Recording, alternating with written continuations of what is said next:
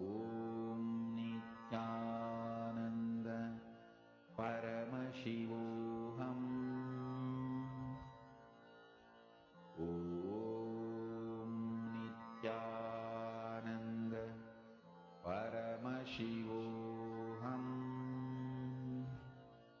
Om Nithyananda Paramashivoham. Om Nithyananda Paramashivoham. Om Nithyananda Paramashivoham. Om Nithyananda Paramashivoham. Nityanandam. Now, as all of us are manifesting, it's time we're going to be moving to the next session. In this session, Swamiji is going to be explaining to us about how to achieve a space of invincibility through non-violence. That is all. Now listen to the session.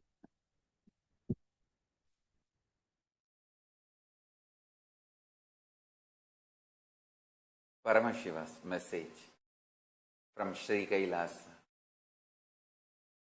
Listen.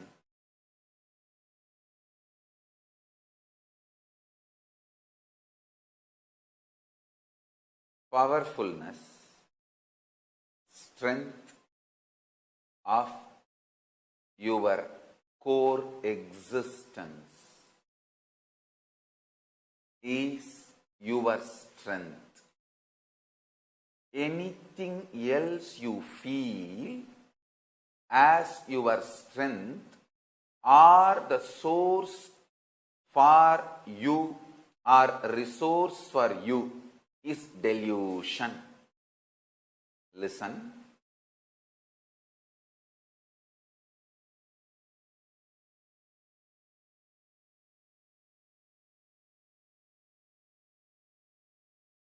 Only if life affirming, positive, life positive, pro-life,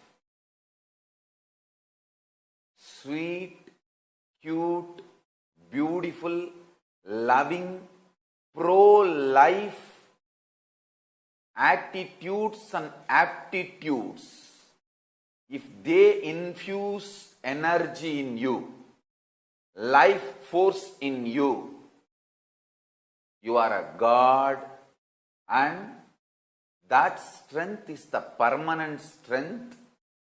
That strength is the eternal strength.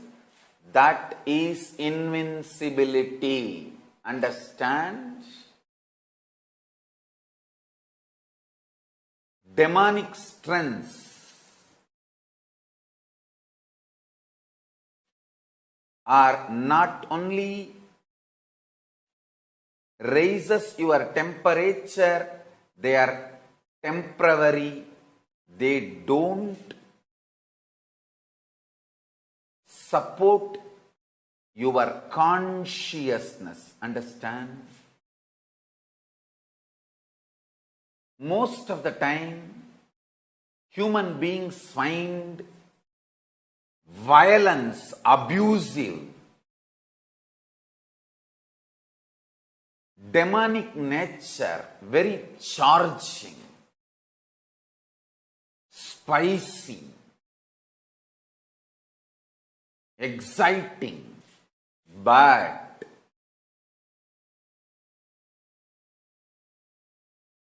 Neither they are eternal nor permanent. Neither they are eternal nor permanent. And be very clear, that feeling charged up due to the negativity, life negative attitudes, aptitudes, life negative thought currents, cognitions, life negative anger, violence based.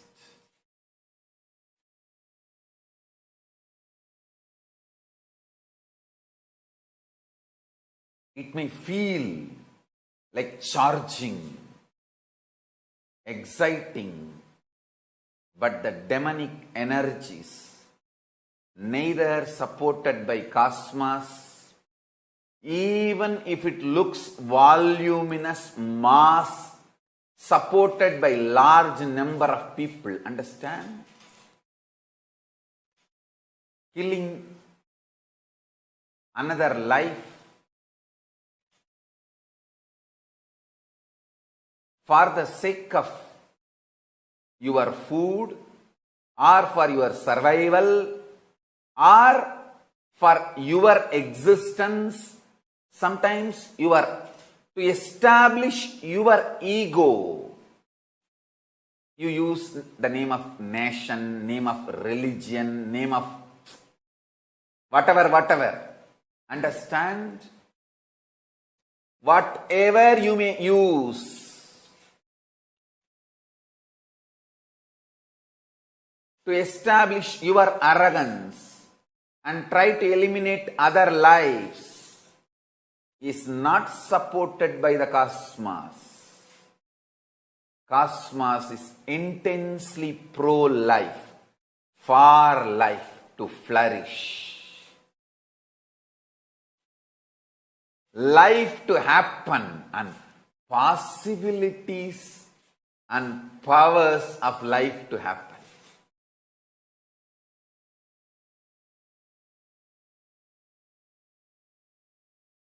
I will use multiple words, express in multiple level. The space of Kalabhairava is pure life. Paramashiva, pure life. Listen carefully.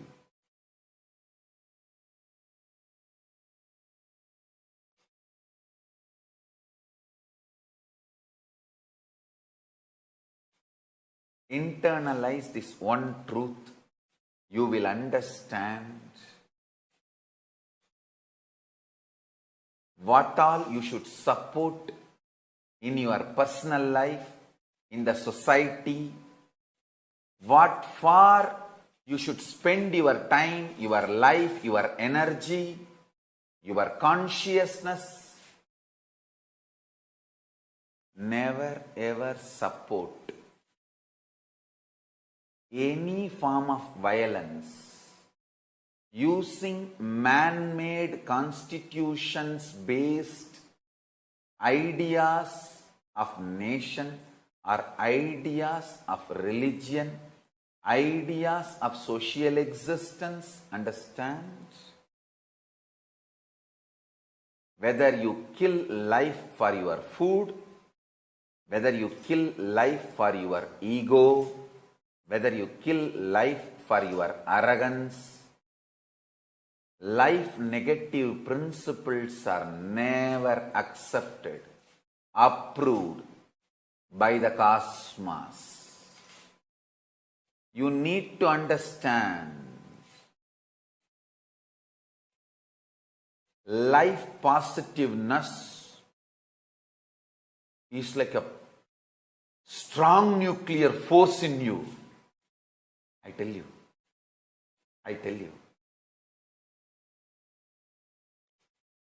Don't feel mass is right. Large number of people are always right. No.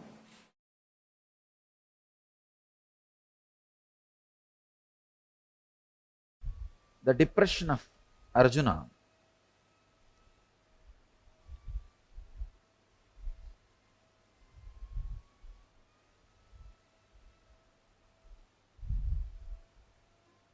I can say is almost screaming.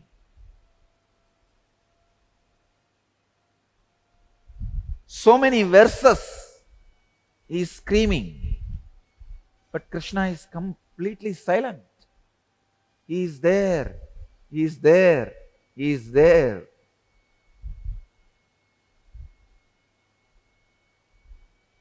The first year of the marriage, the man speaks and the woman listens. The second year, the woman speaks and the man listens. The third year, they both speak and the neighbors listen.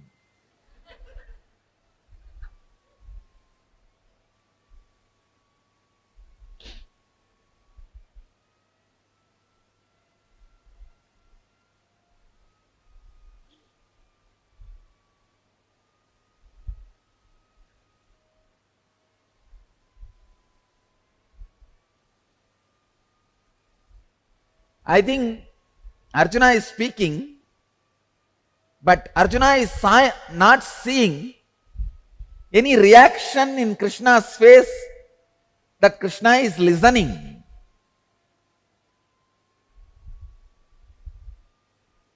I strongly believe Krishna is not listening to the words of Arjuna. He is only looking into the depths of Arjuna with deep sympathy to understand the root of the problem. Please understand, when you are agitated, confused, your words do not express your real problem. That is why when people come and tell me their problems, when they give me a long letters, more than reading their letter, I will be looking into their eyes. I will read their problems by looking into their eyes, not looking into their letter. Because you are habitual liars. Please understand, all human beings have got into the system of becoming a habitual liars. Yesterday, we were having sessions in Inner Awakening. When you are challenged, when you are cornered, how you escape from situations. I was studying each one's patterns, how each one escapes, listening to their stories, incidents. I discovered one thing: 99% of the people tell lies and manipulate the situation and escape when they are challenged. And the remaining 1% told lies even to me when I asked them.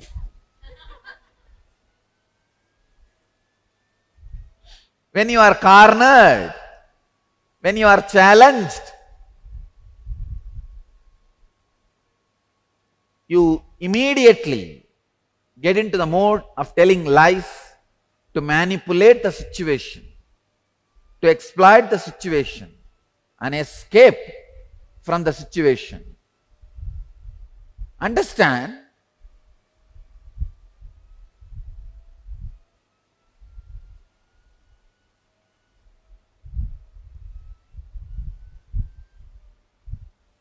more than the words of Arjuna, the eyes of the Arjuna can reveal the real problem to Krishna.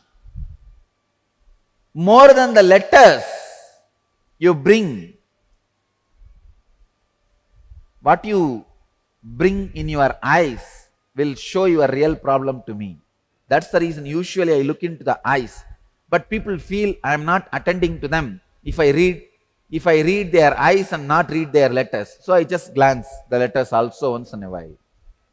But I tell you, I don't believe your letters. Because you have become habitual liar. Not only you start lying to others, even you don't realize you are lying. You have become such habitual liar, it becomes part of you.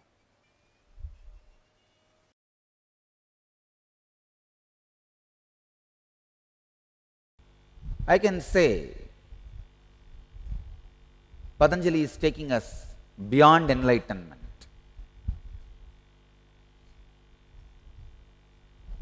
See, the spot where your mind explodes into a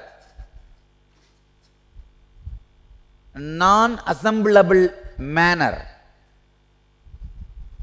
to pieces in such it can never be again assembled in the same old way. That moment, that spot, that experience is what I call enlightenment. But Patanjali takes us a step deeper, step further, beyond that moment. This sutra is throwing light beyond what we call enlightenment.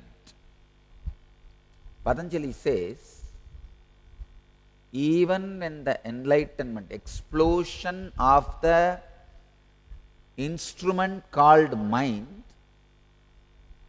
happens in a way you can never assemble it back again as it was. Please understand. The conscious explosion happened in me. Explosion happened in me at the age of 12. The mind has gone to that pieces, that number of pieces. I can never bring all the spare parts and assemble it back. It got dismantled in a way it can never be assembled back.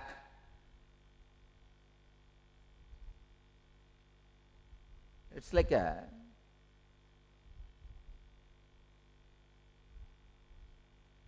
somebody's body is burnt and the ashes have been taken to different oceans and put in the ocean, and whatever is put in the ocean is eaten by some sharks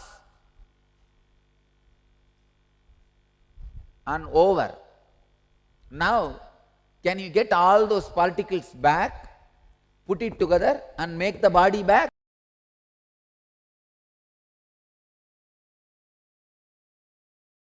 An unconscious person does not think through. So whatever is the flow of life for him is crime for society.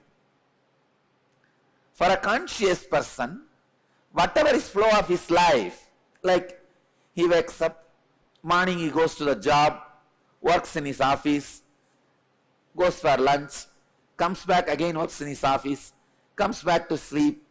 Whatever is his course of life, the happening, it is part of society, the flow of society. If you ask him, why are you doing this? He says, that is the way life is. It is like a common understanding. If you are a girl, the moment you are 25, get married. If you are a boy, the moment you are 27, get married. Of course, what I am saying, age is a city limit, city age limit. In the villages, it is much less. When thousands of miracles are happening around me, I tell you, I promise you, I don't do anything. It is the happening for me. People come and tell me, Swamiji, I came to Kalpataru, I did not have kids for 20 years, I asked your blessings. In 1 year I am having the child. I am so happy. When I see the surprise in their face, I understand. So you fellow, you came without any trust or faith. That is why you are surprised. Because when people come and tell me, I don't get surprised. When you come to Kalpataru, when I am in that samadhi, whatever I say naturally comes true. It is the happening for me.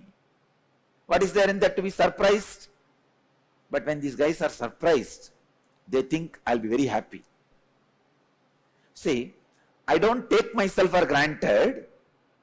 I enjoy the devotion component of you reporting. When you come back and report to me, I did not have a child for 20 years and you blessed me in the Kalpataru, now I have a child.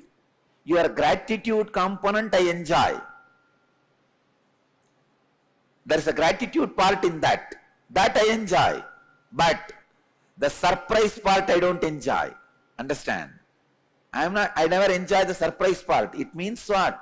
See, if there is a gratitude component, you have a devotion. Yes, I did not have, I asked you, you gave me, I am grateful to you.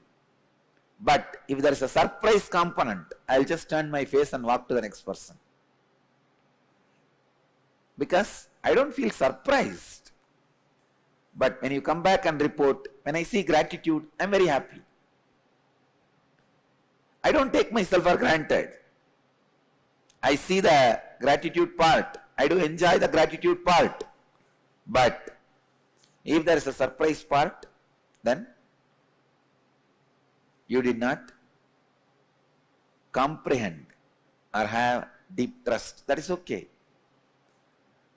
All I wanted you to understand,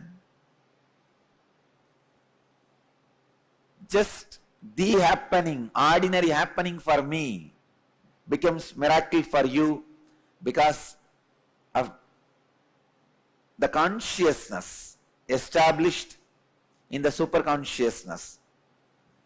Because it remains in the superconsciousness, in the highest intelligence, the supreme being, even the happenings are celebrated as the miracles.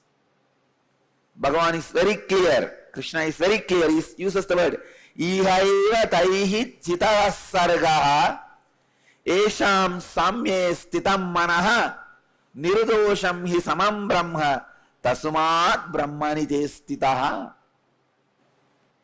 Here in this world itself, the nature is surpassed by them whose intelligence remains established in Supreme Being. See about Trinyana Sambandhar, 292nd Guru Maha Sannidhanam asked me a question in Akashic reading.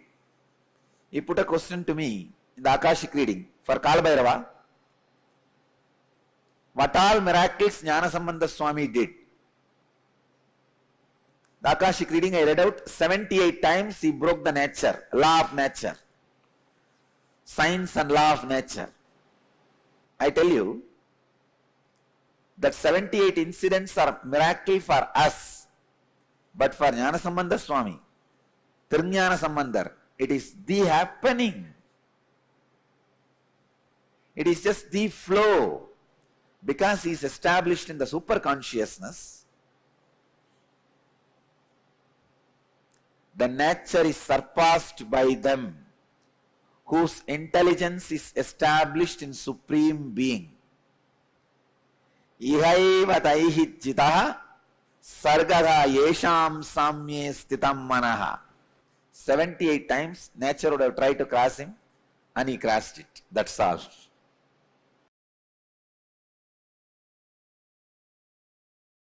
See, if you are from America, when there is a scrolling, developing story, 120 people dead in terrorist attack, you just wake up, your head is completely on the television set, you just read one next line, in India, Mumbai, and you drop. Because you feel you are responsible only for America. Please understand, change your cognition. You are a human being, you are responsible for the whole world. Naturally, the place where you are, if there is some terrorist attack or problem, you are going to run immediately. Help the people. Save yourself and save others. No doubt. But your cognition itself should not be restricted to the place you live. Please listen. Your cognition itself should not be restricted to the place you live. Please understand, your cognition should be responsible for everything. You should cognize you are responsible for everything. Feeling that you are responsible for everything should be your cognition. This is what I call bringing responsibility into your cognition. People with zero cognition, whenever you feel good about you, whenever you feel powerful, wherever you feel powerful, if you scan, it will always be because you are enriching at that moment. Look, when you feel you are loving, you are loved, when you feel you are powerful, when you feel people are supporting you, Are you supporting others? Whenever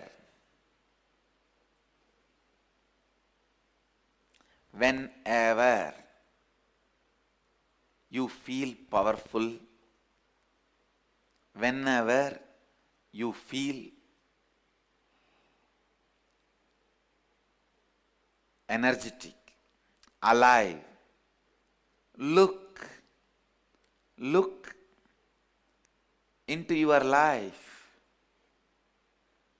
Please understand.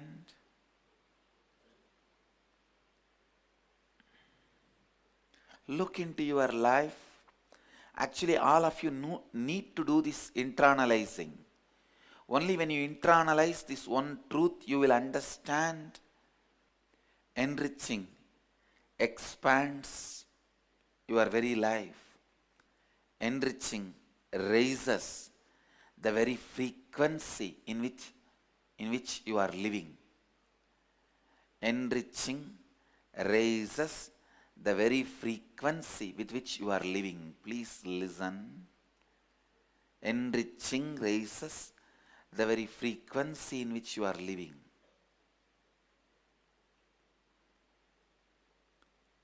In every possible way, bring enriching into your whole life. Sit and think through.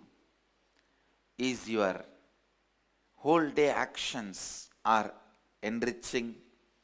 If you are doing morning yoga, don't stop with it. See to it you are teaching somebody along with you doing. From that start, see whether your whole day is enriching. Whether your whole day is continuously for others. Please listen. Whoever lives with the truth, life is for others, lives the best life. And one more thing, please listen.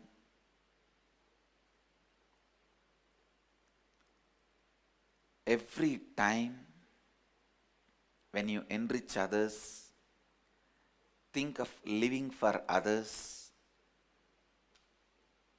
Every moment, again and again and again, health is brought to you. Being powerful is brought to you. All the best things are brought to you.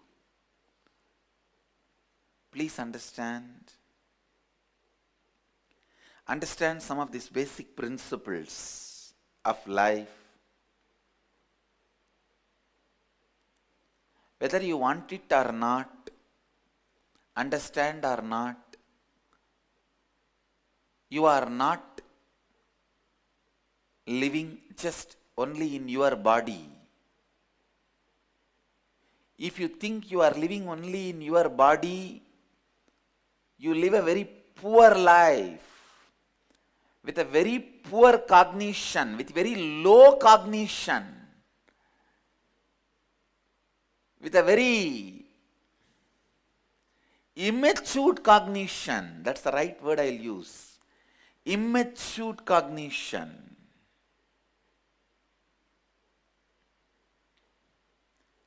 Don't mess up with your life by living a very poor cognition.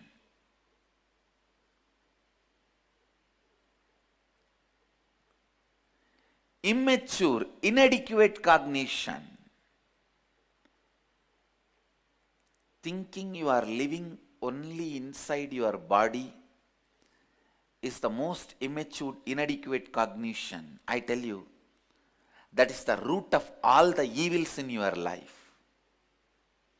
Whether it's a disease or depression, starts you thinking you live only in your 6 feet body. Anything, find the source and complete all the evil things in your life. The source is the idea you live only inside your 6 feet body. Please understand. If you think you live in the body of some 6-7 people, you become a head of a family. If you think you live in the body of some 100 people, you become a head of a community. If you think you live in millions of people, you become head of a society. Cognition of who you are decides the expansion or destruction.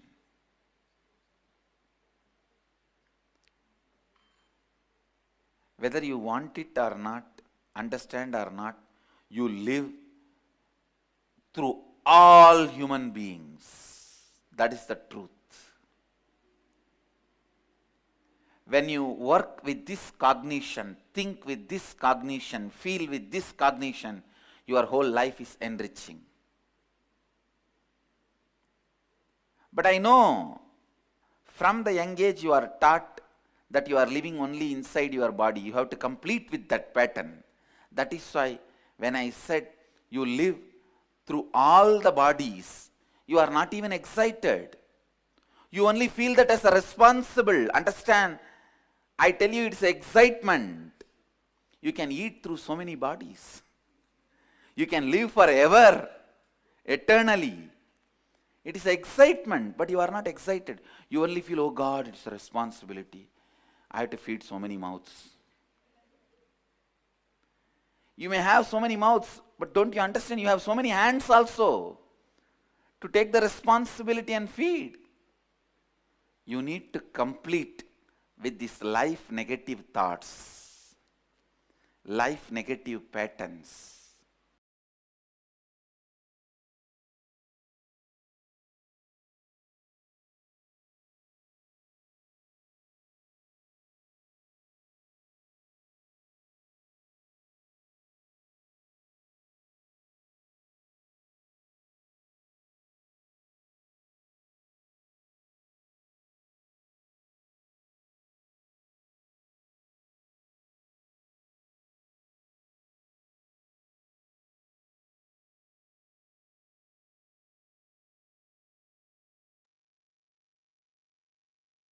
Swamiji reveals such an important truth. Non-violence is the real thing, that it is non-violence that gives us the real invincibility.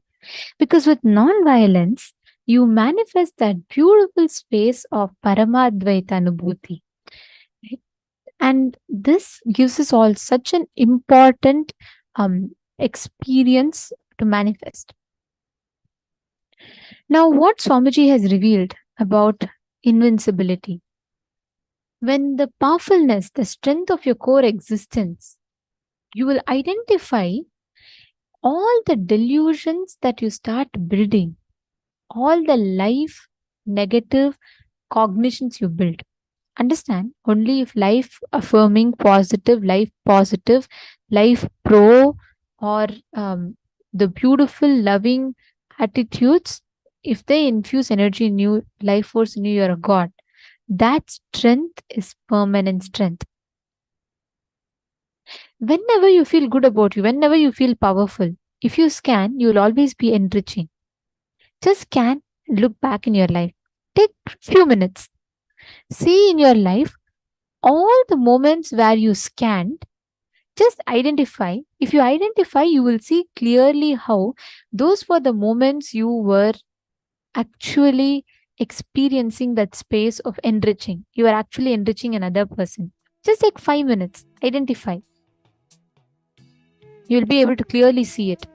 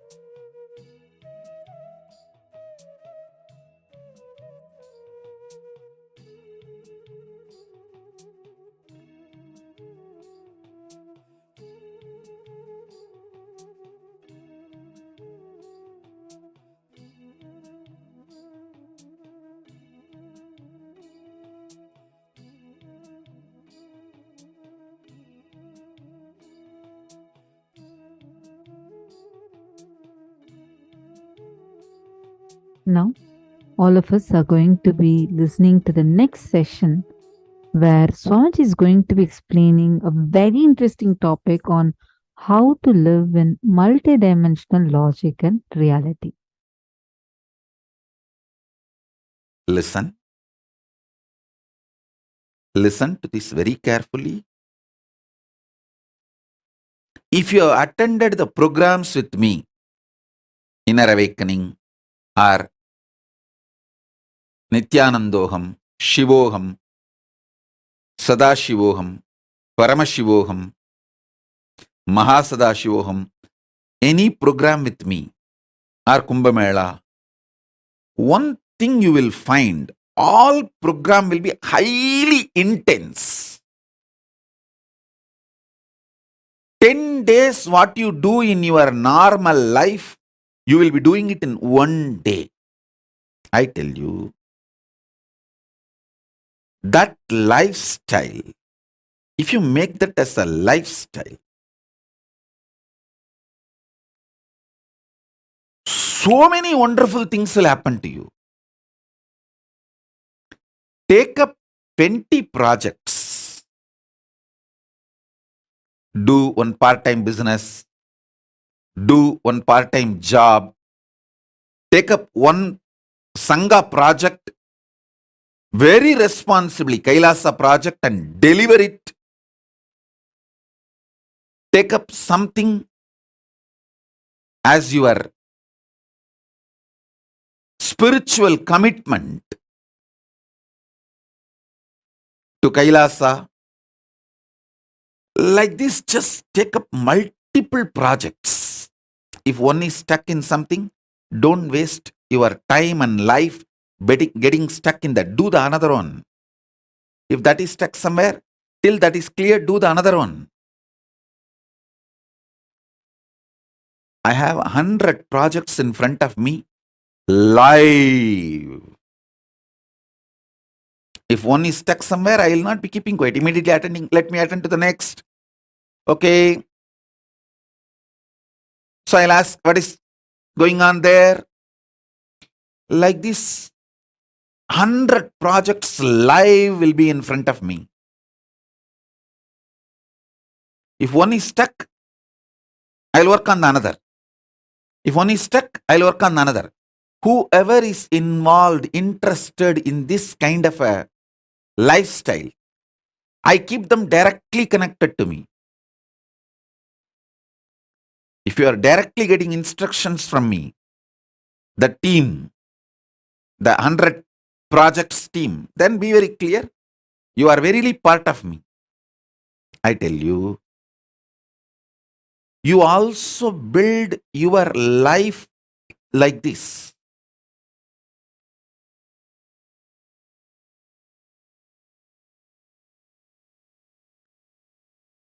The residues, hangovers related to sex, sleep, food, all these three is one and the same. All these three will just evaporate. You will enjoy the real food. You will enjoy the real sleep. You will enjoy the real sex. But you will not be having the hangover. If you make yourself active, alive, pick up multiple projects without fear. If you attended any of my program, whether Shivoham, Nithyanandoham, Inner Awakening, or Sadashivoham, Mahasadashivoham, Paramashivoham, directly physically conducted by me, you would have seen 10 days what you do in your life, you will be doing in one day.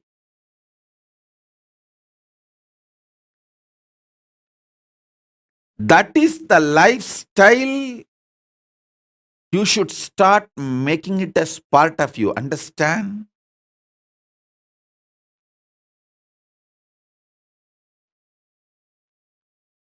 It is all about sitting for a few days and organizing yourself.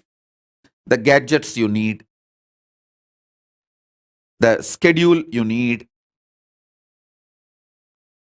and courage you need, confidence you need.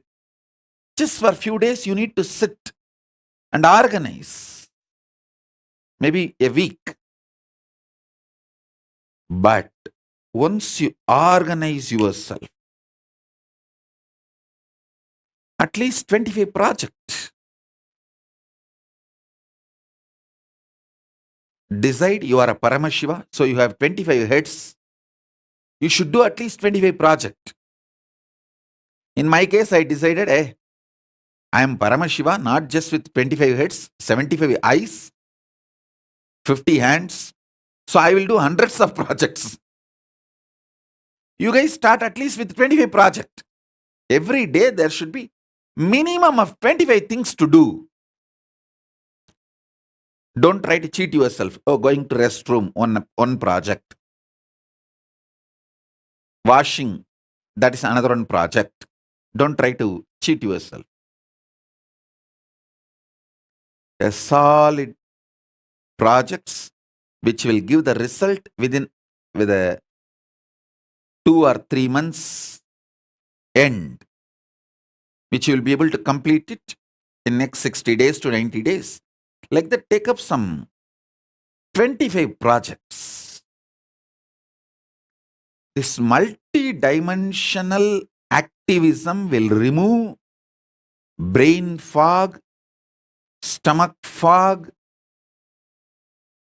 the veil you put on yourself. Most of you have arrested yourself with your fears, destroyed your life with your selfishness.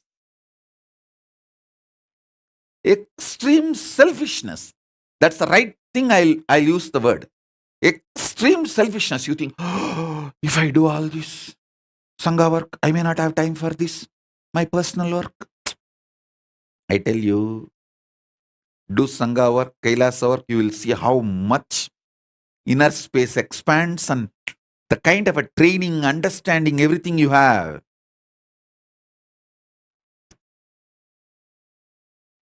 You will be so alive, so active.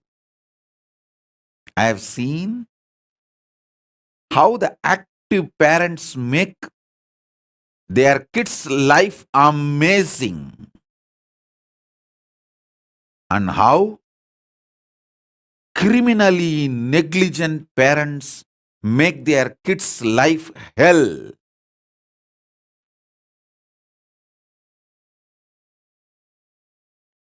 These criminally negligent parents teach the same cunningness to their kids. Oh, if you do this, you will be just exploited and taken for a ride and you won't have time for your personal things. Stupid. I tell you, this active lifestyle takes away tons of sufferings.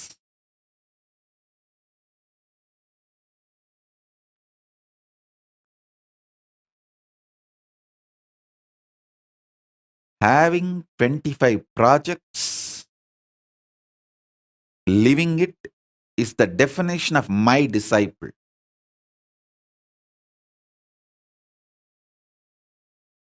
That's what is the meaning of having 25 heads. Paramashiva. At least each dimension does one project, moves. This, and constantly moving.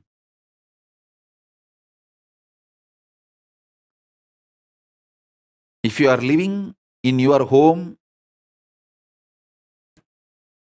in the 25, at least 5 should be related to your wealth generation. 5 can be your pleasure. What do you call as pleasure, excitement, joy? Your romance life. At least 5 should be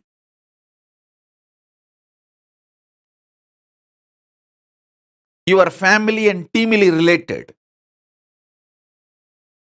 And the remaining 10 should be related to Kailasa. Make this as a lifestyle. I tell you, I'll infuse Paramashivatva in your life. Infuse wealth, health, fulfillment.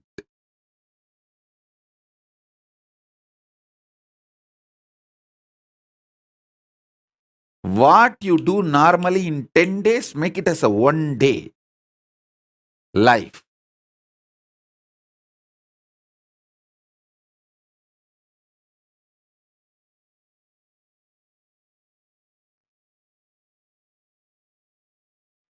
In Kannada, there is a beautiful proverb. Kayakave Kailasa. Activism is Kailasa.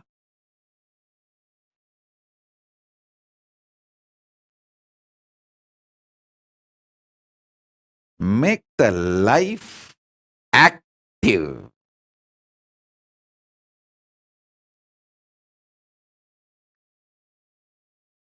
Fundamentally, this 8 Kala Puja in temples, all these are made to keep people active.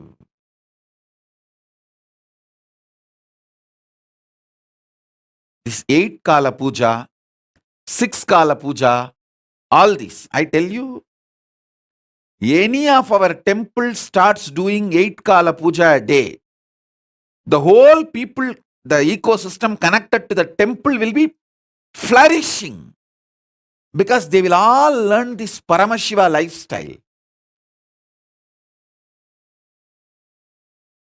Listen, I have done thousands of attempts. I succeeded millions of times. I have done thousands of attempts. I succeeded millions of times. I might have failed hundreds of times. You may not understand this calculation. How?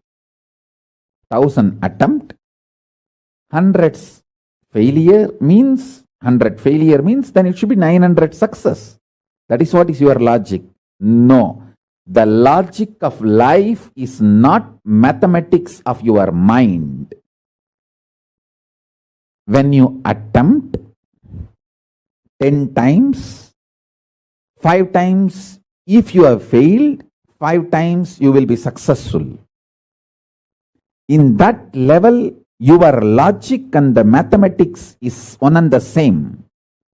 But when you raise your attempts to 100, in 100 attempts, even if you fail 25 attempts, you will be successful 100 times. The logic changes. Listen carefully. When you are infusing life into you more and more, the logic changes. If you attempt 1,000 times, you may fail 100 times, but you will be successful million times. Because the logic, while you are attempting 1,000 times, is different from your mathematics. I will repeat, listen. When you are attempting 10 things in your life, if you fail in 5 things, you will be successful in 5 things. When you are attempting 100 things in your life, if you fail in 25 things, you will be successful in 100 things. 100 times. When you attempt 1,000 things in your life, if you fail 100, or 200 or 300, you will be successful million times. This is the life, this is the logic of life, because the infusion of life energy in you changes the logic with which your life operates. Listen carefully. Your agenda does not change your life.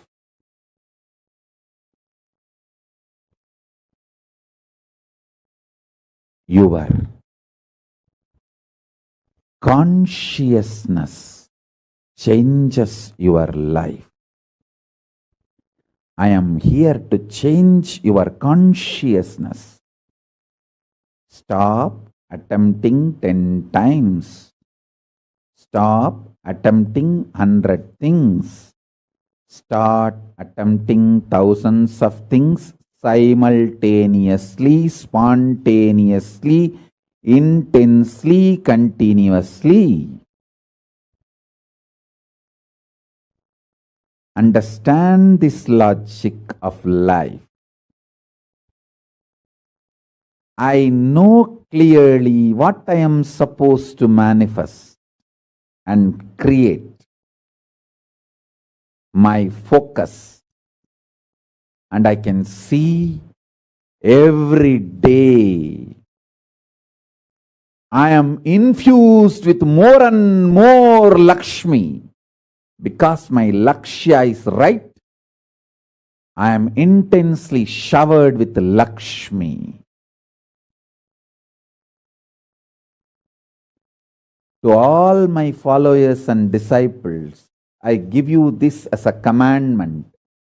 Thou shalt try multi-dimensional, multiple atoms, multiple actions, multiple level, consistently, continuously, intensely, spontaneously, again and again and again. This is the law of Srishti, manifestation. For all my disciples, followers, thou shalt attend, attempt, work, manifest, try, thousands and thousands and thousands, continuously, sincerely, spontaneously, intensely. So let me repeat. Let me repeat. If you attempt 10 things and fail in 5 things, you will be successful in 5 things. If you attempt 100 things at a time and you fail in 25 things, you will be successful in 100 times, in 100 things. If you attempt 1,000 things, if you fail even in 500 things, you will be successful in million things and million times. This is logic of life. The logic of life is not maths of your life. Statistics of the life is different. State of life is different.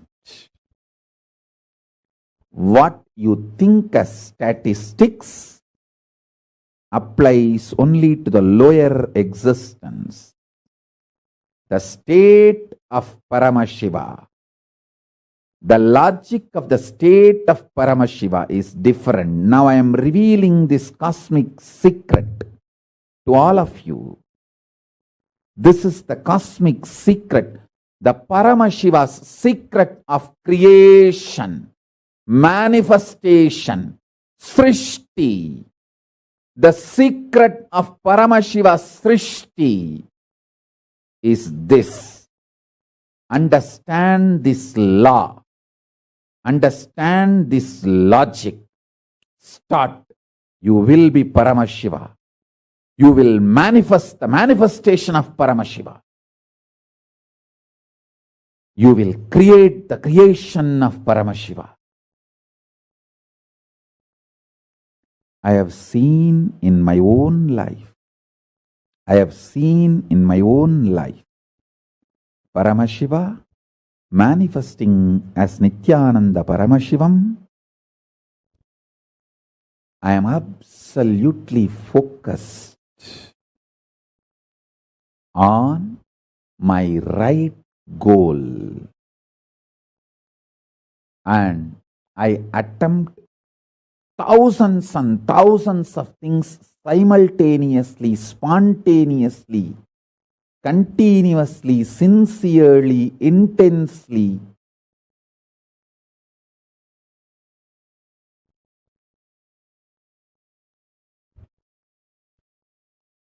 Uncompromisingly.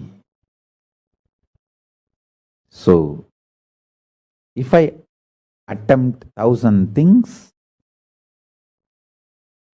even if I fail in 500 things, I am successful in millions of things. When I realized this logic, creation became joyful. There is no frustration. There is no tiredness. There is no dullness. There is no boredom. There is no anger towards universe. There is no frustration towards universe. There is no frustration towards life. There is no life negativity, because I am seeing, I am showered intensely more than I even tried. I only attempted 1,000 things, but I am successful in million things. Then why will I have any anger towards life? I am eternally grateful. I am fulfilled, overflowing. This is the secret of creation, Srishti in life. All my disciples who follow me, who consider me as your guru, master, guide, teacher, friend, philosopher, all my followers, anyone who has a sympathy, love towards what I am teaching, this is the commandment of Srishti for all of you. Thou shall continuously, spontaneously attempt thousands and thousands of things, intensely, sincerely, consistently, continuously.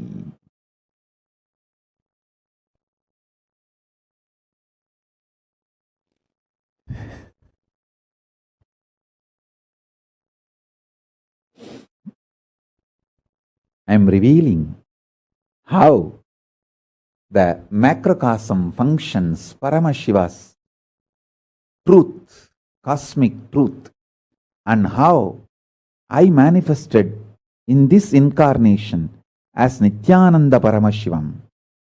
When you know this too, you can just internalize this and manifest it as Paramashiva in you,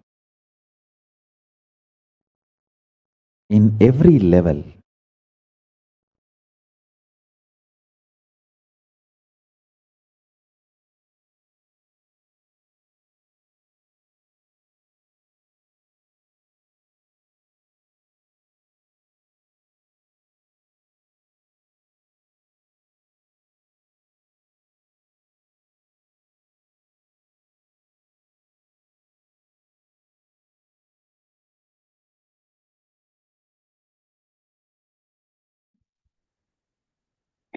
Yes. Today we have learned about such important truths and revelations from Swamiji, and hope all of you had a wonderful time understanding these unique secrets of how you can achieve invincibility in your inner space. Hope you all enjoyed today. Tomorrow is a very, very important day. Tomorrow we are going to be learning how to transcend death, how to go beyond the fear of death itself. Do not miss tomorrow. Please be there. Make sure you are there on time. Experience a very powerful death meditation process tomorrow and the Vishesha Diksha. So we thank all of you for being here today. And this brings us all to the conclusion of our day today. Let us conclude with the Purna Mantra. ॐ पूर्णमदः पूर्णमिदं पूर्णात् पूर्णमुदच्यते पूर्णस्य पूर्णमादाय पूर्णमेवावशिष्यते ॐ शान्ति शान्ति शान्तिः हरिः ॐ तत्सत् सर्वं भगवत् Shri Nityanand Paramshiva पादुकार्पणमस्तु नित्यानन्दम्. Thank you all. Thank you so much, Nithyanandam.